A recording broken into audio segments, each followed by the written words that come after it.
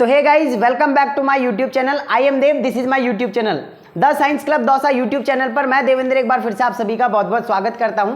आज की हमारी वीडियो का टॉपिक रहेगा कि आफ्टर बीएससी नर्सिंग क्या हमारी जॉब रहेगी, कहां हम जॉब कर सकते हैं एंड सैलरी हमारी कितनी रहेगी। आज की इस वीडियो के अंदर हम डिस्कस करेंगे। सो गाइज, पेशेंस बनाकर वीडियो को अंत तक जरूर देखें। जो लोग भी चैनल पर नए हैं सब्सक्राइब जरूर करें।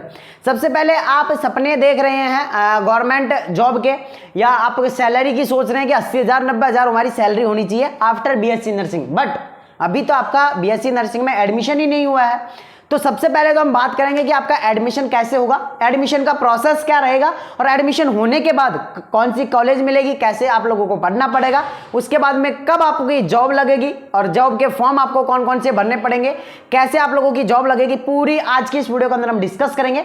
तो बीएससी नर्सिंग एंट्रेंस एग्जाम देने से लेकर जब तक आपकी गवर्नमेंट जॉब नहीं लग जाती और जब तक आपकी अच्छी सैलरी नहीं हो जाती, तब तक आज की इस वीडियो का पूरा सफर मैं आप लोगों को बताने वाला हूं। सो गाइस, पेशेंस बनाकर वीडियो का अगर एंड तक देख लेते हैं तो आपको और कोई वीडियो देखने की जरूरत नहीं पड़ने वाली है। तो सबसे पहले शुरू करते हैं आज की इस वीडियो से। सबसे पहले आप लोगों ने एंट्रेंस एग्जाम का फॉर्म भर दिया, भरने के बाद अब आप लोगों ने एग्जाम दे दी। एग्जाम देने के बाद आप लोगों के नंबर आ गए, मैं मान लेता हूं 70 नंबर आ गए। एक मैं स्टूडेंट है जिनका नाम मान लेते हैं, कोई भी कविता नाम मान लेते हैं उनका, और कविता है जिसके कि 70 नंबर आ गए हैं। अब 70 नंबर आ गए, उसको एक अच्छी गवर्नमेंट कॉलेज भी मिल गई है। गवर्नमेंट कॉलेज से उसने 4 साल पढ़ाई करी और उसकी 4 साल में डिग्री कंप्लीट हो गई और उनके जो है रजिस्ट्रेशन नंबर भी आ गए। अब देखो, कविता के पास में 2 ऑप्शन है। एक तो ऑप्शन है उसके पास में, देखो 2 के बाद में मैं और बताऊंगा, एक प्राइवेट एक गवर्नमेंट। देखो सबसे पहले प्राइवेट की फिर गवर्नमेंट की। तो पहले हम बात करते हैं प्राइवेट की। कविता है, उसने बीएससी नर्सिंग कंप्लीट कर ली, रजिस्ट्रेशन नंबर उसके आ गए। अब या तो वो चाहे तो वो प्राइवेट जो है पढ़ा भी सकती है किसी कॉलेज में, या प्राइवेट वो हॉस्पिटल में जॉब कर सकती है। पहला ऑप्शन तो ये। दूसरा ऑप्शन हम चलते हैं गवर्नमेंट की तरफ। गवर्नमेंट में क्या होता है, गवर्नमेंट में आप लोगों को, आप गवर्नमेंट जॉब के लिए आप फॉर्म भर सकते हैं और फॉर्म भरने के बाद आप लोग जो है आपकी जो ड्यूटी है वो लग सकती है, मतलब आपकी जॉब लग जाएगी। अब देखो गवर्नमेंट जॉब में भी मैं आपको सबसे पहले बताऊं, सीएचओ की पोस्ट पर अगर आप लग रहे हैं तो आपकी जो सैलरी होगी वो होगी 40,000 रुपए पर मंथ की। अगर आप नॉर्सेट की एग्जाम क्रैक करके लग रहे हैं तो वहां आप लोगों की जो सैलरी होगी वो होगी 80,000 रुपए। अगर आप एम्स में ड्यूटी कर रहे हैं, एम्स की एग्जाम देके, यानी एम्स में अगर आप ड्यूटी कर रहे हैं तो वहां आपकी सैलरी होगी 90,000, 80 85 90,000 रुपए आप लोगों के सैलरी रहने वाली है। जबकि प्राइवेट हॉस्पिटल में अगर आप काम करोगे तो अगर आपको एक्सपीरियंस कम है, 1 साल का है, 2 साल का एक्सपीरियंस है, तो आप लोगों को 20,000 रुपए मिनिमम वो दे देगा। कोई बड़े हॉस्पिटल में, अगर कोई गांव का हॉस्पिटल है, छोटा हॉस्पिटल, तो वहां पे 10-12 हजार रुपए आप लोगों को देगा। बट अगर आप प्राइवेट कॉलेजेस के अंदर पढ़ाओगे तो वहीं आप लोगों को 12,000 रुपए मिलेंगे। तो ये हमने बात करी कविता की। अगर कविता प्राइवेट सेक्टर चूज करती है, अगर कविता गवर्नमेंट सेक्टर, देखो प्राइवेट सेक्टर चूज करोगे तो आप लोग जैसे ही ड्यूटी जाने लगोगे आप लोगों की सैलरी आप लोगों को स्टार्ट हो जाएगी उस दिन से ही। अगर आपने प्राइवेट हॉस्पिटल ज्वाइन किया है 1 तारीख से, तो 1 तारीख से आप वहां काम कर रहे हैं, 1 तारीख से आप लोगों की सैलरी हो जाएगी। लेकिन वहां सैलरी आप लोगों को मिलेगी 15,000 20,000, काम बहुत ज्यादा आप लोगों को करना पड़ेगा प्राइवेट में। वैसे ही अगर आप प्राइवेट कोई कॉलेज ज्वाइन कर लेते हैं, वहां आप लोगों को सुबह 10 बजे से 4 बजे तक कॉलेज में रहना पड़ेगा और सैलरी आप लोगों की 12,000 रुपए पर मंथ की रहेगी। बट अगर हम यहाँ पर 1 साल तैयारी कर लेते हैं गवर्नमेंट जॉब के लिए और हम अगर मान लेते हैं सीएचओ की पोस्ट पर भी लग जाते हैं, तो काम इतना नहीं करना पड़ेगा। साथ ही में आप लोगों की जो सैलरी रहेगी वो रहेगी 40,000 रुपए पर मंथ की। अगर आप थोड़ी सी और मेहनत करके नॉर्सेट की एग्जाम क्रैक करके लग जाते हैं, वहीं पर आप लोगों की जो सैलरी रहेगी वो हो जाएगी 80,000 रुपए पर मंथ, और फिर आप लोगों के मजे ही मजे।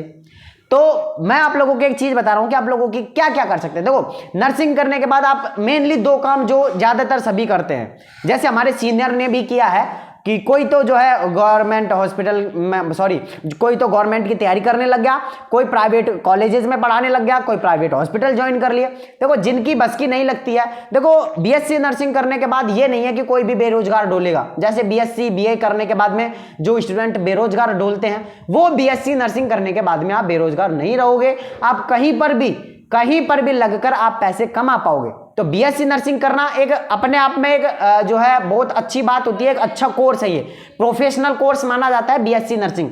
अगर आप एक बीएससी नर्सिंग वाले स्टूडेंट्स को यहाँ देखें और एक बीएससी वाले स्टूडेंट को देखें, कंपेयर आप करेंगे तो बीएससी नर्सिंग वाला स्टूडेंट जो है कहीं ना कहीं इससे 10 गुना ज्यादा अहमियत रखता है अपने प्रोफेशन को लेकर। बीएससी आजकल कोई भी कर लेता है, सिंपल है बीएससी। देखो बीएससी वो भी करेगा जिसकी 12th में 10 क्या, सॉरी, जो पास हुआ है, मतलब जिनकी 35-40% बनी है वो भी बीए करेगा, जिसकी 50 बनी है वो भी बीए करेगा।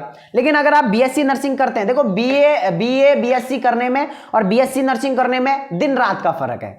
बायोलॉजी आप लोगों ने ली है तो इसका कुछ ना कुछ फायदा उठाइए, और आप अगर आपकी बस की नहीं लग रही है बीएससी नर्सिंग करने की तो आप जीएनएम कर लो, लेकिन करिए कोई मेडिकल कोर्स। अगर आपके पास में बायोलॉजी है तो आप करिए कोई मेडिकल कोर्स है जी। अगर आप मुझे कमेंट करेंगे कि भैया हमारे पास में बायोलॉजी सब्जेक्ट है और हम बीएससी नर्सिंग हमारी बस की नहीं है तो हम और कौन से कोर्सेज कर सकते हैं, आप अगर मुझे कमेंट नीचे करेंगे तो मैं आप लोगों के कमेंट का रिप्लाई दूंगा, और साथ में आप लोगों के लिए नेक्स्ट वीडियो भी लेके आऊंगा कि अगर आपने 12th बायोलॉजी से करी है और आप जाना चाहते हैं मेडिकल लाइन में और अच्छे पैसे कमाना चाहते हैं तो आप लोगों के लिए मैं नेक्स्ट वीडियो लेकर आऊंगा। बाकी जिन भी स्टूडेंट्स ने अभी बीएससी नर्सिंग एंट्रेंस एग्जाम का फॉर्म भर दिया है और आप चाहते हैं कि हम गवर्नमेंट जॉब की करें या हम प्राइवेट में करें या कहीं पर भी करें, लेकिन आप बेरोजगार नहीं रहोगे, तो जो भी स्टूडेंट ये चाहता है कि हम एक अच्छी जगह सेलेक्ट हो जाए या अच्छी जगह हम ड्यूटी करें, नौकरी करें, तो प्लीज आप बीएससी नर्सिंग एंट्रेंस एग्जाम में अच्छे नंबर लाओ, अच्छी सी कॉलेज से आप जो है बीएससी नर्सिंग की डिग्री करो। उसके बाद में फिर अपन देखो मैं भी बीएससी नर्सिंग स्टूडेंट हूं, अभी 3rd ईयर में हूं मैं भी, है ना। तो आपका कुछ बड़ा भाई मान लो मेरे को, या आप लोगों का सीनियर मान लो, हम ज्यादा दूर नहीं है। आप अभी 1st सेमेस्टर में आओगे, मैं अभी 3rd ईयर में हो गया, मतलब 6th सेमेस्टर मेरा मान लेते हैं आपके सेमेस्टर के अकॉर्डिंग। बट मैं जब जो एडमिशन लिया था तब हमारे ईयरली का सिस्टम था, तो हमारी 1 साल में 1 बार एग्जाम लगती है, जबकि आपकी साल में 2 बार एग्जाम लगेगी। तो हमारी 1 साल में 1 बार लगती है। अब मैं 3rd ईयर का स्टूडेंट हूं, 3rd ईयर में हो गया हूं। बाकी आप लोगों के बीएससी नर्सिंग से रिलेटेड जो भी डाउट होंगे सब कुछ सॉल्व करने की मैं कोशिश करूंगा, और मैं आप लोगों का बड़ा भाई हूं। आप लोगों को जो भी दिक्कत आप नीचे कमेंट बॉक्स में कमेंट करिए, मैं नेक्स्ट आप लोगों के लिए वीडियो लेकर आऊंगा। बाकी मैं मिलता हूं आज आप लोगों से नेक्स्ट वीडियो में, जब तक के लिए जय हिंद, जय भारत, नमस्कार।